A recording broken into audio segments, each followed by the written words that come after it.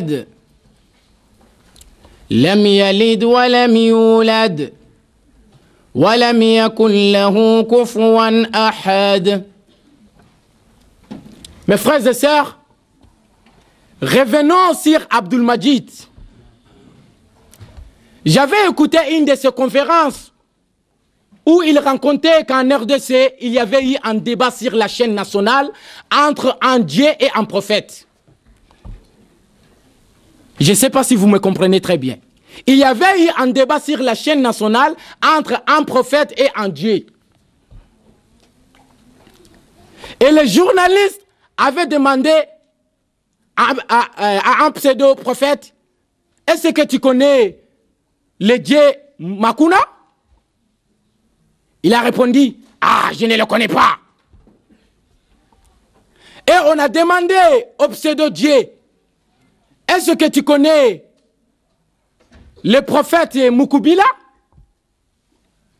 Il a répondu, je ne l'ai même pas envoyé. Je ne l'ai même pas envoyé. Vous voyez comment les gens sont dans la perdition totale? Vous voyez comment les gens sont dans la perdition totale? Toujours en RDC, on a vu un pseudo-dieu qui était dans sa voiture. Et sa voiture est tombée en panne. Il a donc demandé de l'aide. Mais les gens ne savaient pas. Des gens se sont approchés et l'un de l'a reconnu. Et lui a demandé, mais c'est pas vous, Dieu Mukuna? Ta voiture est tombée en panne. Il leur a dit, bah ouais, qu'est-ce que vous voulez? Aidez-moi plutôt, ouais. Aidez-moi plutôt, ouais. Un Dieu qui demande de l'aide. Et oui, cela existe dans mon pays maternel.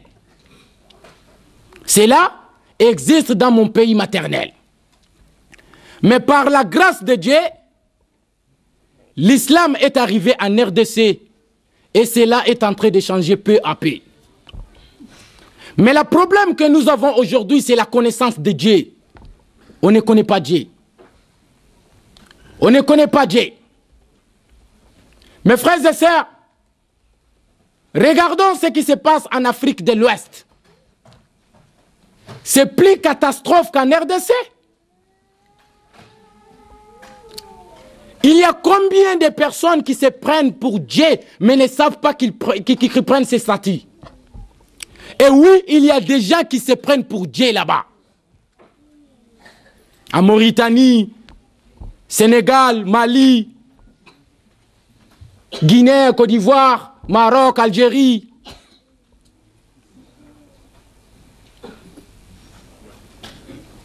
On prend l'exemple, les marabouts,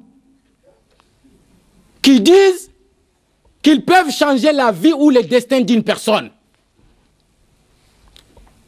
Ce que Dieu a déjà décidé pour une personne, ces marabouts se permettent de prendre la place de Dieu et de dire, ce ne sera pas comme ça, mais comme si. Ils disent, ils peuvent te donner la chance. Ils disent aussi, ils peuvent te faire guérir. Ou te donner un enfant. Ou encore tuer quelqu'un à distance. Ou encore tuer quelqu'un à distance. À cause de ces marabouts, l'Afrique de l'Ouest est complètement perdue. Ils ont oublié Dieu et ont pris les marabouts à la place de Dieu. Dès qu'ils ont un petit problème dans leur vie ou quelque chose qui ne supporte plus, ils courent vers chez ces marabouts. Au lieu de courir, demander de l'aide à Allah, lui le seul sauveur, il n'y a pas d'autre sauveur que lui. Il n'y a pas d'autre sauveur que lui. Regardons les hadiths du prophète Mohammed sallallahu alayhi wa sallam. Selon Ibn Abbas, attendez, je vais vous la lire en arabe. عن ابن عباس رضي الله عنهما قال كنت خلف نبي صلى الله عليه وسلم يوما فقال يا غلام إني أعلمك كلمات احفظ الله يحفظك احفظ الله تجده تجاهك إذا سألت فاسأل الله وإذا استعنت فاستعن بالله واعلموا أن الأمة لو اجتمعت على أن ينفعوك بشيء لم ينفعوك إلا بشيء قد كتبه الله لك وإن اجتمعت على أن يضروك بشيء لم يضروك إلا بشيء قد كتبه الله عليك رفعت الأقلام وجفت الصحف رواه تلميذ. Mes frères et sœurs, selon Ibn Abbas, qu'Allah l'agrée, a dit: j'étais derrière le prophète sallallahu alayhi wa sallam un jour. Et il me dit: ô jeune homme, je vais te renseigner quelques préceptes. Garde Dieu, Dieu te gardera. Garde Dieu, tu le trouveras devant toi.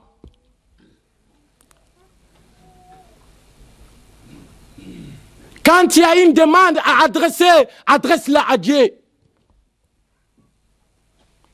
Quand tu cherches de l'aide, demande-la à Dieu. Sache-le, si la communauté se réunissait pour t'être utile, ces membres ne te seraient utiles que par quelque chose que Dieu aurait écrit en ta faveur.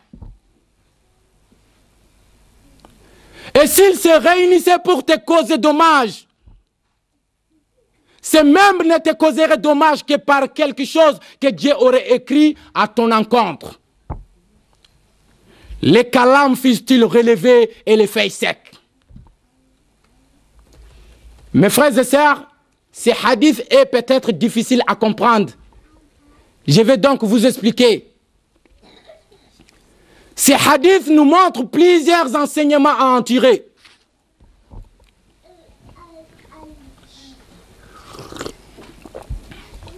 Le premier enseignement à en tirer, c'est lorsque le prophète dit: ô jeune homme, je vais te renseigner quelques préceptes. Garde Dieu. Garde Dieu, c'est-à-dire garde ses limites, ses lois, en accomplissant ses ordres et en évitant ses interdits. Le deuxième enseignement, Dieu te gardera. Il te gardera, c'est-à-dire, il te gardera dans ta religion, ta famille, tes biens, ta personne. Cela sous-entend que celui qui ne garde pas les limites sacrées de Dieu et ses commandements ne mérite pas d'être gardé par lui puissant et majestueux. Le troisième enseignement, si tu as une demande à adresser, adresse-la à Dieu. Quand tu as une demande à adresser, adresse-la à Dieu, c'est-à-dire, quand tu as besoin de quelque chose, demande-la à Dieu. Et ne demande rien aux créatures. Et ne demande rien aux créatures. Le quatrième enseignement, quand tu cherches de l'aide, demande-la à Dieu. C'est-à-dire, quand tu veux de l'aide, ne la demande qu'à Dieu. C'est lui qui tient dans sa main le royaume des cieux et de la terre. Si tu es sincère dans ta recherche de l'aide auprès de lui, et tu t'en remets à lui, il te aidera. Wallahi, il te aidera.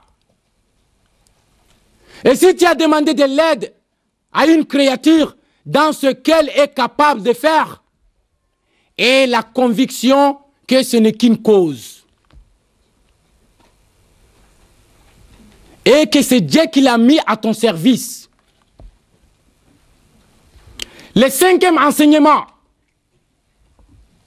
sache-le, si la communauté se réunissait pour t'être utile, ce membre ne te serait utile que par quelque chose que Dieu aurait écrit en ta faveur. C'est-à-dire, si la communauté entière, de son début jusqu'à sa fin, se réunissait pour t'être utile, ce membre ne te serait utile que par quelque chose que Dieu aurait écrit en ta faveur. Sixième enseignement. Et s'ils se réunissaient pour te causer dommage, ils ne te causeraient dommage que par quelque chose que Dieu aurait écrit à ton encontre. En effet, quand quelqu'un te fait du mal, sache que c'est Dieu qui l'a écrit pour toi. Accepte donc le décret de Dieu. Accepte donc le décret de Dieu. Le septième enseignement et dernier. Les calames furent-ils relevés et les feuilles secs? C'est-à-dire, ce que Dieu a écrit est déjà fini. Les plumes du décret sont déjà relevées. Et l'encre de plume sur les pages du décret sont déjà secs. Et il n'y aura pas de changement aux paroles de Dieu. Il n'y aura pas de changement aux paroles de Dieu. Mes frères et sœurs, ce hadith nous explique bien que nous ne devons pas associer Allah à autre chose. Les personnes qui vont chez les marabouts, qui sortent des sacrifices pour les marabouts, toutes ces personnes-là vont en enfer. Toutes ces personnes-là vont en enfer. Celui qui va chez les marabouts, ou celui qui est parti voir les marabouts lui-même, et leurs djinns qui travaillent ensemble, c'est-à-dire, celui qui meurt associataire, le paradis lui sera interdit. Et il méritera un enfer.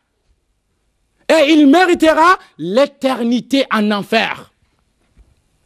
Car Dieu a dit dans les 5 Corans, Inna Allah la yaghfiru an yushraka bih wa yaghfiru ma duna dhalika liman yasha wa man yushrik billah faqad iftara ithman azima.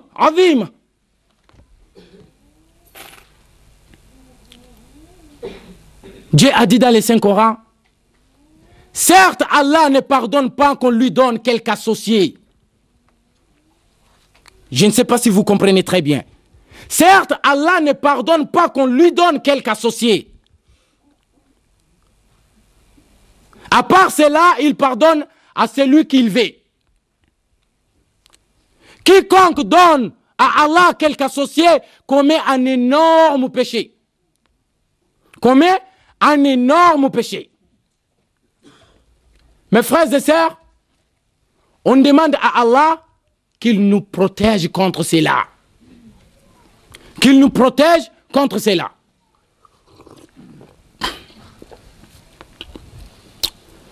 Bismillahirrahmanirrahim. Qul huwa Allahu ahad.